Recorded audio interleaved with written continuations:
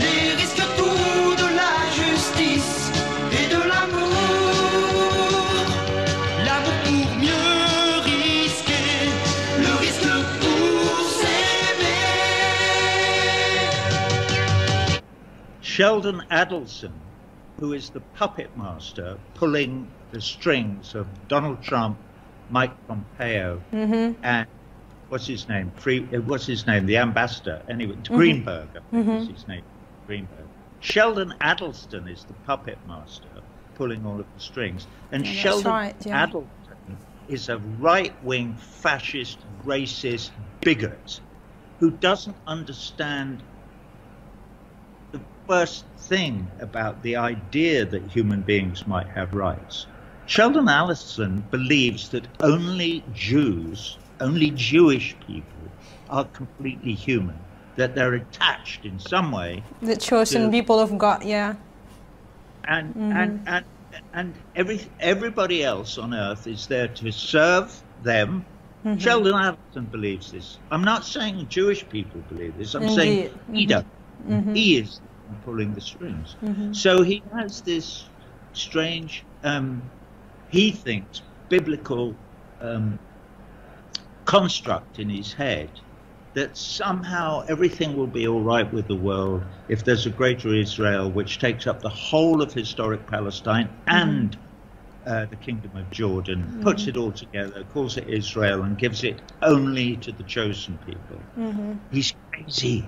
This is a crazy, crazy, crazy guy. Unfortunately, this crazy, crazy, crazy guy is also incredibly rich and has the tiny little, I nearly said the P word, that can also be used to describe a male genital prick, Donald Trump, in his pocket.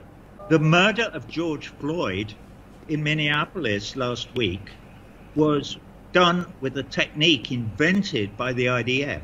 By the occupation forces. The Israelis invented, let's kill people by kneeling on their necks and cutting off the blood supply of the carotid artery to the brain. That is an Israeli technique taught to the militarized police forces of the United States of America by Israeli experts, who the Americans have been flying over to the United States to teach them how to murder the blacks, because they've seen how efficient the Israelis have been murdering Palestinians in the occupied territories using those techniques. And they're proud of it.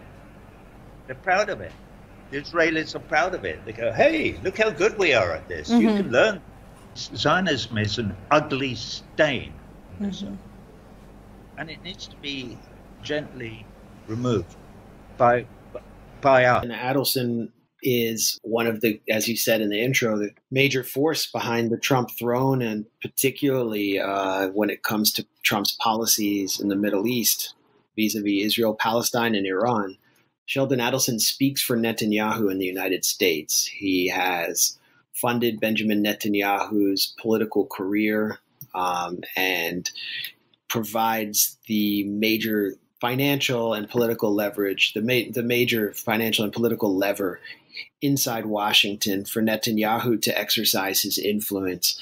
He's definitely far more influential over the Trump administration than other billionaires we've heard more about in the past few years, including, I would argue, Robert Mercer or the Koch brothers. And he's certainly been more influential than Russia, which was the subject of an investigation that captivated American media for the past 3 years.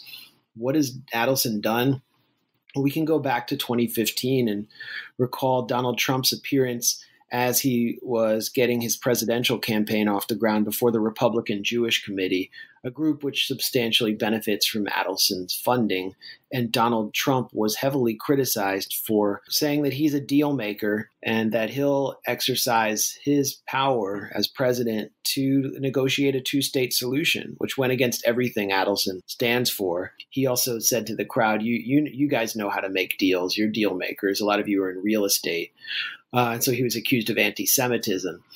Adelson then brought his fortune to bear on the Trump campaign, and Trump changed his tune. Donald Trump's son-in-law, Jared Kushner, happened to be from a family that was close to Benjamin Netanyahu, that hosted Netanyahu when he'd come to New York as opposition leader in the 90s. Kushner would have to actually get out of his bedroom and move to another room so Netanyahu would take his bed. He was literally in bed with Jared Kushner. Kushner is the executive chairman of the Kushner Family Foundation, which funds illegal settlements in the occupied West Bank. And thanks to this special relationship with Sheldon Adelson, we've seen the Trump administration really shatter the status quo on Israel-Palestine in so many ways. They're now moving towards annexation of large settlement blocks in the West Bank, which is a key goal of Netanyahu. This will all take place under the auspices of the deal of the century, which Kushner helped negotiate. Sheldon Adelson and his wife Miriam were seated in the front row. Miriam Adelson is a committed doctor, philanthropist, and humanitarian. She has practiced internal and emergency medicine, studied and specialized in the disease of narcotic addiction, and founded 2 research centers committed to fighting substance abuse. She and her husband Sheldon also established the Adelson Medical Research Foundation, which supports research to prevent, reduce, or eliminate disabling and life-threatening illness. As a committed member of the American Jewish community, she has supported Jewish schools, Holocaust memorial organizations, Friends of the Israel Defense Forces, and Birthright Israel, among other causes. The United States is proud to recognize Dr. Adelson for an incredible career and record of service to her community and the country.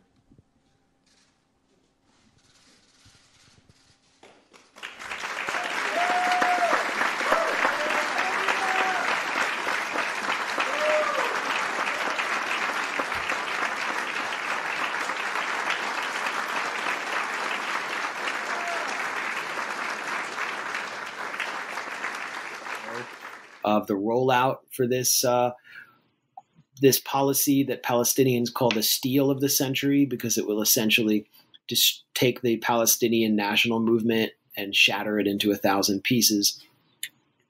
Sheldon Adelson paid for the U.S. Embassy to move from Tel Aviv to Jerusalem, which effectively dooms the concept of a Palestinian capital in East Jerusalem. He even paid for delegations from U.S. vassal states in Central America, like Guatemala, to fly on his jet to those ceremonies to provide diplomatic cover to what Trump was about to do. He's helped basically create the political pressure. I mean, he's almost single-handedly responsible for the political pressure that that influenced Trump's decision to tear up the Iran nuclear deal.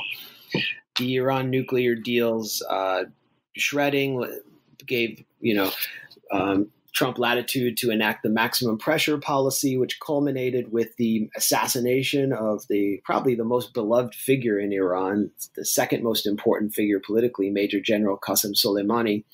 And this was a decision, as Gareth Porter has really outlined in disturbingly clear terms for us at the Gray Zone. It was a decision that was sort of advanced and imposed on Trump by Mike Pompeo, who's now Secretary of State, and Netanyahu. They were both lobbying him for months and months to carry out this action, and it's led to retaliations by Iran, the attack on the Al-Assad military base in Iraq, and now we see 5 Iranian fuel tankers heading to Venezuela to break the U.S. siege. And this is definitely a retaliation by Iran against this hostile policy, which I really believe Adelson provided the major leverage point for. I really believe that if it were not for Sheldon Adelson and his influence on the Trump administration, there are lesser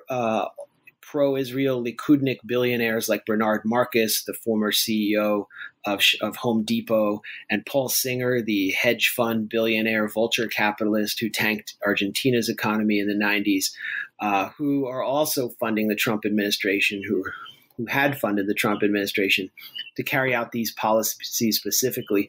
But it's really Adelson who is the major player here. Puis dans les années 90, il se lance dans l'univers du jeu. Il rachète le Sands, un casino vieillissant de Las Vegas, qu'il rase et construit à la place un casino ultra moderne, le Venetian, pour lequel il veille au moindre détail. Les colonnes sont mal faites. Alors maintenant, vous allez me refaire ça. Je ne ferai aucune concession. La folie des grandeurs de Sheldon ne s'arrête pas là. Le mania veut recréer en Chine, à Macao, un nouveau Las Vegas. Petit problème, Macao est surpeuplé et il n'y a pas assez d'espace pour réaliser son rêve. Le gouvernement m'a dit « on va vous trouver un bout de terre ». Je leur ai répondu « mais quel bout de terre ?» Et ils m'ont dit « il faudra l'aménager. Pour l'instant, c'est un terrain sous l'eau ».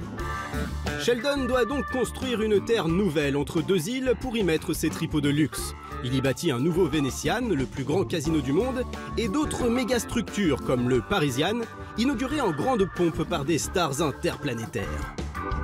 Je t'aime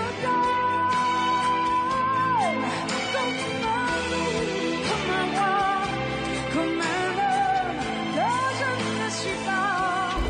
Malgré quelques accusations de pots de vin et d'arrangement avec les triades, la mafia chinoise, le succès est au rendez-vous. Sheldon est alors la 10e fortune du monde. Logique, il est très bon en maths. Il y a 7 milliards de personnes sur Terre. Ça veut dire qu'il y a 6 milliards 999 millions 990 000 personnes qui ne sont pas à mon niveau. Ça fait beaucoup. Avec tout cet argent, Sheldon peut financer ce qu'il veut. Il donne des dizaines de millions pour des recherches médicales et des centaines de millions à des associations pro-Israël. Grand fan et ami de Netanyahou, Sheldon n'aime pas trop les ennemis proclamés de l'État hébreu. Pour l'Iran, par exemple, il propose une solution radicale. Vous envoyez une bombe atomique au milieu du désert qui ne fait de mal à personne. Peut-être quelques serpents à sonnette et quelques scorpions. Et vous dites, regardez, la prochaine tombera au milieu de Téhéran. Aux États-Unis, tous les 4 ans, à chaque primaire républicaine, les candidats défilent devant lui pour crier leur amour pour Israël et récolter des sous-sous. En 2012, c'est près de 100 millions de dollars qu'il donne au Grand Old Party pour contrer Obama. Il ne doit vraiment pas m'aimer pour dépenser autant d'argent. Sheldon aurait mieux fait de m'offrir ces 100 millions de dollars pour que je me désiste de la course à la présidence. Aux dernières élections, c'est au tour de Donald de courtiser Sheldon. Nous déplacerons l'ambassade américaine dans la capitale éternelle du peuple juif, Jérusalem. Un temps hésitant, Sheldon accepte de verser 20 millions de dollars pour le soutenir et 5 autres millions pour sa cérémonie d'investiture. Mais une année passe et Donald n'a toujours pas déplacé l'ambassade. Sheldon s'agace et laisse entendre qu'il pourrait couper les vivres au Parti républicain. Donald reçoit le message. Pas question de se fâcher avec son porte-monnaie à quelques mois des élections de mi-mandat. Selon les sondages, les républicains sont loin derrière les démocrates. Mais avec quelques millions de dollars, tout reste possible. He definitely said that. Adelson has also said that he regretted serving in the U.S. military as a young man when he could have served in the Israeli army. And he said that he hopes his grandson grows up to be an Israeli sniper. So Adelson really has two interests. The first one is advancing the expansion or protecting the expansionist policies of Netanyahu's Israel, advancing the fortunes of the Likud party wherever they have designs, whether it's in the Palestinian West Bank or on Iran, or southern Lebanon, or even in the halls of power in Europe and the United States. The number two priority of Sheldon Adelson is advancing his global financial empire. He's a casino baron, and he has casinos that span from Las Vegas to Macau in Chinese territory. And so these two interests kind of converged when Mike Pompeo, I think with thanks to the influence of Adelson, became CIA director when Trump entered office in January 2017. Just to give a little more context, I've always said it as Adelson, but it's Adelson, is it? I don't know. The only time I met Sheldon Adelson, I just call him that, was on an assignment for the Real News with Jessel Noor, and he was basically funding this bizarre event in New York where Elie Wiesel was on stage with Paul Kagame, the Rwandan president, and they were giving Kagame an award. Shmuley Boteach, who's this far-right rabbi who's basically one of Adelson's bagmen, was on stage as well, along with Michael Steinhardt, who's another ultra-Zionist billionaire.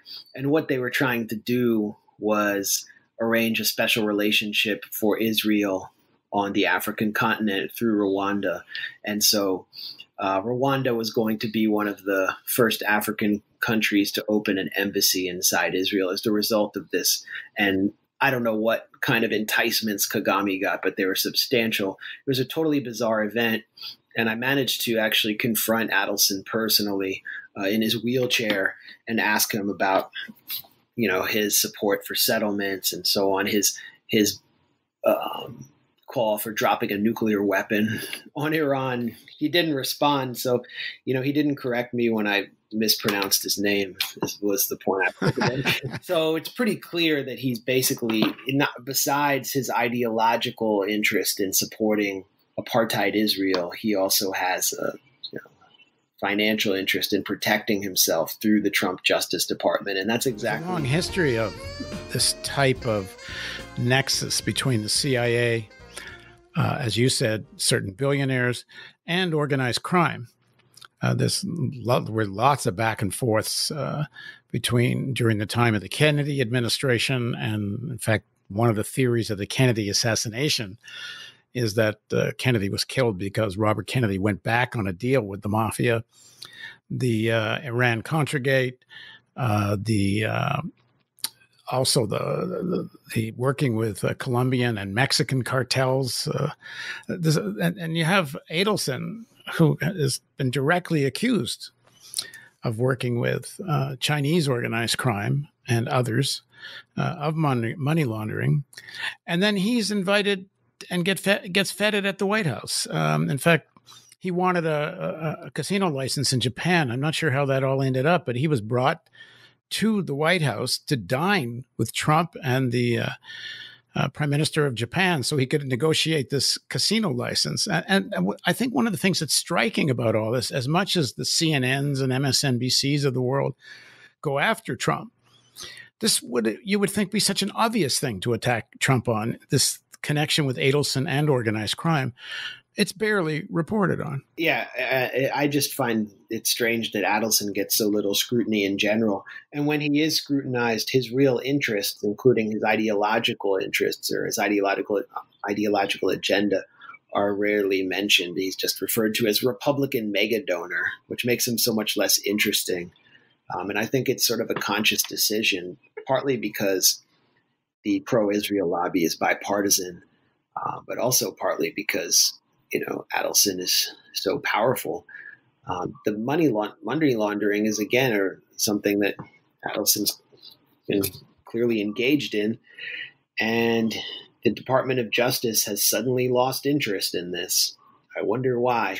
Let's go bigger picture here again.